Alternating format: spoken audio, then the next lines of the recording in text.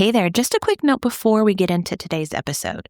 Are you tired of staring at a blank screen, wondering what the heck you're going to talk about this week on your podcast? Or even worse, wondering if your episodes are even helping you get clients? What if I could take that planning off of your plate for the next 3 months?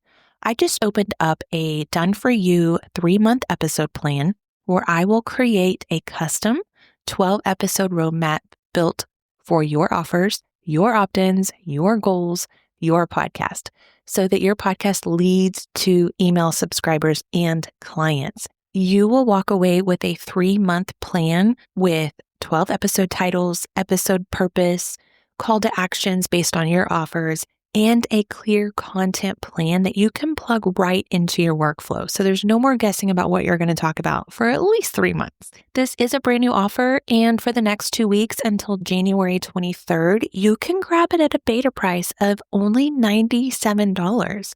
The regular price will be $297 after January 23rd. So if you want strategic episode planned just for you and your offers, your business, and I'm not talking about just a bunch of ideas that will go nowhere. This follows my framework. So it'll be all laid out for you, 12 episodes that you do not have to worry about. That's 3 months.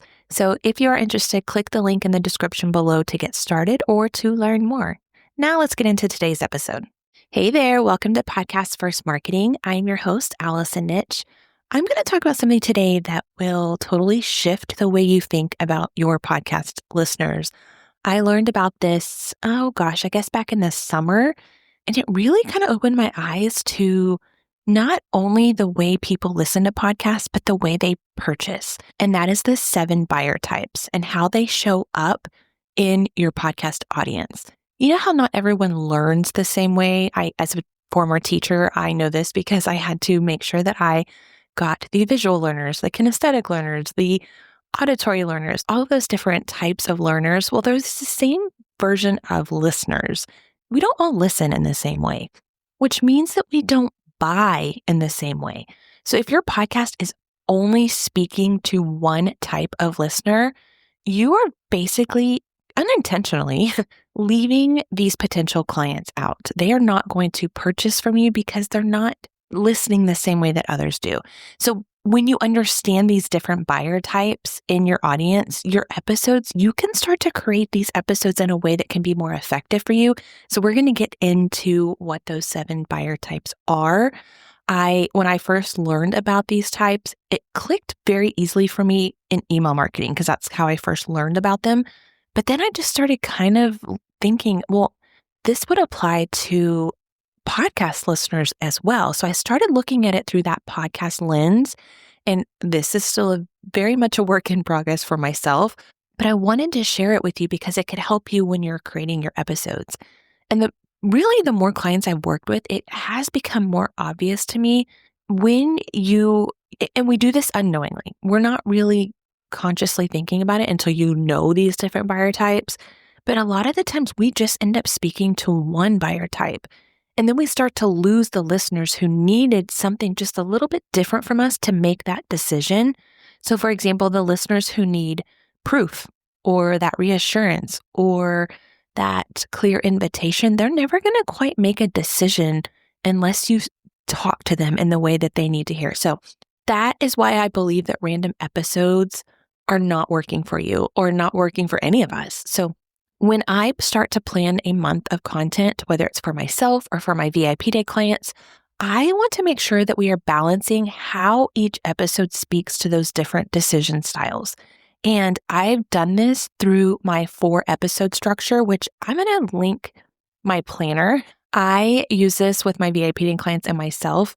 So I'm going to link it for you for free down below. But this is how I structure these episodes. And when you structure them in this way, you are making sure to capture all of these different buyer types, which in turn gives you a podcast that is a system that supports and sells for you. So let's walk through these 7 buyer types and what each one needs from a podcast episode so that they feel like they are ready to move forward and purchase from you, learn more from you, all the things. Okay, so the first buyer type is I'm kind of putting in quotes here, the to the point buyer. This listener, they already know they have a problem. They're very decisive. They're like they are going to take action. They don't need all of the extra fluffy stuff. They are ready to buy from you as long as you're providing what they want. So how they listen is they want to hear that clear framework. What are you doing that sets you apart from the others that is going to give them the result they want? They appreciate the direct language. They want to know, what should I do next? Tell me what to do. So if your episodes are very vague, or they're more conversational, like you're just kind of telling too many stories, or you're going off on tangents, they're going to tune out. Okay. They are ready to move, and you need to give them, here's what I do. Here's what you can get from me. Like they're very, like it says, to the point. The second buyer type these are the details buyers. They need the context before they're going to commit. So they're going to be listening for that step-by-step explanation. They're going to pay attention to your processes, to your logistics, how you're doing things. They want to feel very informed and prepared before they purchase from you, even for like a low ticket product. Like they want the details. Like, how is this going to help them? So they're the ones that are going to be replaying your episodes. They're taking notes. I'm thinking of myself. I've done this many times. I go in and out of phases. So as you're listening to these buyer types, think about, well, what do you do? But these detail buyers, like I said, they're taking notes and they're thinking, okay, but how would this work for me? So they need all the details. Then buyer type number 3 is the skeptic. We all know these buyers, right? We probably have been one a time or two. This is the listener that they've been burned before. They are not going to put themselves in that same situation again. They know what they've gone through before. They don't want that to happen again. So what they are listening for is honesty. They want the transparency, not you just telling them how amazing your program is or how you get results. Like they want to know the why, actually. They want to know why it is that they should purchase from you. They trust more realistic stories over those big promises, like those big promises of like, if you work with me, I can get you to here. Like they need to hear realistic stories. These are going to be the ones that need to hear more of those behind the scenes episodes, maybe even case studies. So if you bring on your previous clients so that they can hear from the clients themselves, more of those, like the lessons you've learned and how it's taught you what you want to teach your clients, maybe what didn't work. Those are huge trust builders for them. Like they want to know, okay, they've tried this. It didn't work for them. Now they know what works. They obviously have been through it. So those skeptics are going to be the ones where we need to really get those objections busted. Then you have number 4 is the relational buyer. This listener buys you before they ever buy your offer. They want to connect to you like as if they know you through your stories. They listen to your tone, your energy, the values you talk about. Again, they want to feel like they know you before they buy from you. They're not going to take immediate action. These are going to be those, I almost call them lurkers, because that's been me in the past. They kind of stand back and they really get all they can from you. But when they do feel ready, it's because the relationship feels safe. They feel like they know you. All right, the 5th type is the invitational buyer. This listener is interested, but they're waiting. They basically need permission. I know this sounds a little bit weird, but sometimes we have those people that they just stand back and they're like, I don't know if this is for me. They respond to more of that gentle language. They are not going to be the ones that need to be pushed. If you are pushing them to buy from you, if you are giving them they're not the ones that want those urgency like timers. Like that's not for them. They appreciate being welcomed instead of being pushed. Like if your podcast does not clearly invite them to move forward, they're going to stay back. Like even if they want your help, they need you to say, I invite you to do this. Come join me to do this. Not the pushiness. Those are the ones that need that warm invite. They're not going to just show up at your house. They want you to invite them over. That's kind of a better way to explain it. Okay. The 6th one this is the struggling buyer. Again, I've been this one too. This is the person that's going to feel overwhelmed and unsure. Like, is this for me? Is this not for me? Is there something better? This is what I do all the time. I wouldn't say, well, no, I still do. Maybe so. they may find your program or offer and they're going to think, okay, is this for me or is there something better? So you need to be able to tell them and reassure them that this is what they're looking for. They're looking for that reassurance. They need the clarity of how it will work for them so that they don't want to go see if someone else is better for them. They're going to respond to that empathy, like I get where you are. Here is what I know you're feeling and thinking, more than the urgency. I'm telling you, this has been me so many times. And when someone tells me you have until midnight to buy, yes, we do need the urgency sometimes to make the decision. But when it is especially a big offer, a high ticket offer, I'm going to need the tell me what you know about me and where I can go versus the urgency. So they don't need the pressure. They just want to feel supported and capable. That's the biggest thing. Okay. And then the last one is the aspirational buyer. These are the listeners who are motivated by what's possible. They love transformation stories. They want to hear, they're looking big picture. And I do sometimes do this too. You will see yourself in a lot of these. So know that you can touch upon several different buyer types with one message. So again, they're thinking of the transformation, like what is it that they can get to? They're inspired by that vision and the growth that they can go from where they are now to where they want to be. They want to see what life can look like on the other side. So these are going to be they're often your quiet listeners. They're not going to be reaching out to you all the time, but when they are ready, they make powerful decisions. Again, this is me. I will sit back and I will think, okay, how can they get me from here to there? And then when I know that they can do that for me, or I believe they can, I'm ready. So let's talk more about how this applies to podcasting. Let me first say this. Each episode does not and should not try to speak, to all 7 buyer types. That would be chaos. Not to mention, you would exhaust yourself trying to do that.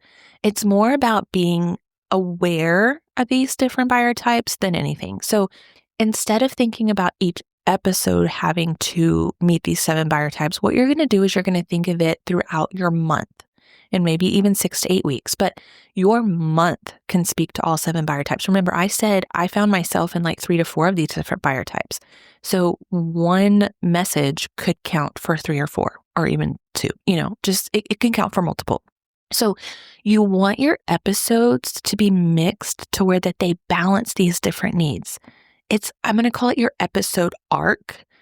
I do touch on a little bit of this inside my planner if you download the free planner below, but I'm going to do a much more in-depth episode soon. And basically this episode arc is what moves your listeners forward over time. It's not like that each and every episode is going to sell them. It's moving them just a little bit closer over time. I think I've said this before. If not, I need to reiterate it. Podcasting is a marathon. It could be more of like a 5K versus a marathon, maybe a half marathon.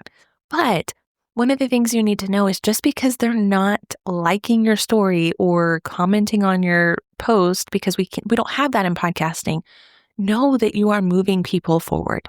We just don't see it. So those people that need that instant gratification, this is where they stop podcasting because they're not seeing that.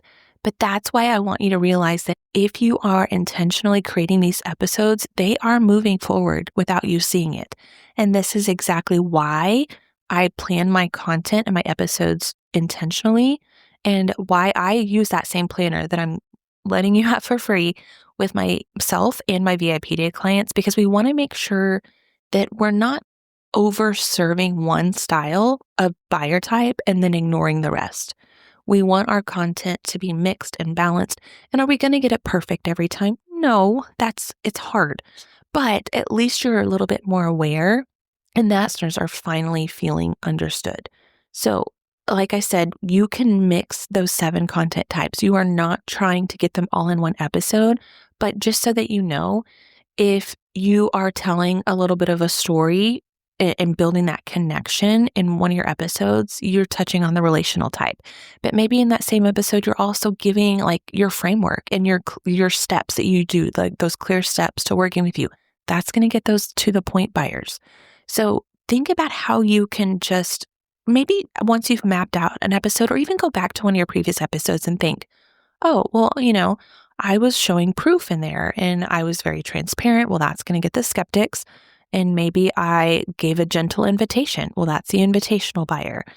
So you can kind of see how one message can touch on a couple of different ones. It's just giving you more awareness than it is of you need to be talking to each and every one of these buyers. That's not going to happen. I mean, you can try, but like I said, it's very difficult. So when you have this mixture, that's how your podcast is going to sell for you. And you're not being salesy. So if it would help to build out these episodes strategically, start by grabbing the episode planner below in the description. It's free. It helps you map out your episodes. And again, I'll create an episode more in depth. So those are the 7 buyer types. Let me go through them really quickly once again, just so you remember what they are. And I have a detailed blog post on this as well. So I'm going to link that in the description because sometimes it's just, you might be visual. So you have the to the point buyer, the details buyer, the skeptic, the relational buyer, the invitational buyer, the struggling buyer, and the aspirational buyer. So think about what type you are, because that would help you understand more of your buyer. And then next week, I want to walk you through basically a simple plug and play episode framework. So you can look at an individual episode that can help your listeners take action. So come back and see me next week. And until then, keep creating those episodes that move your listener one step closer to becoming your client. I will see you next week, friend.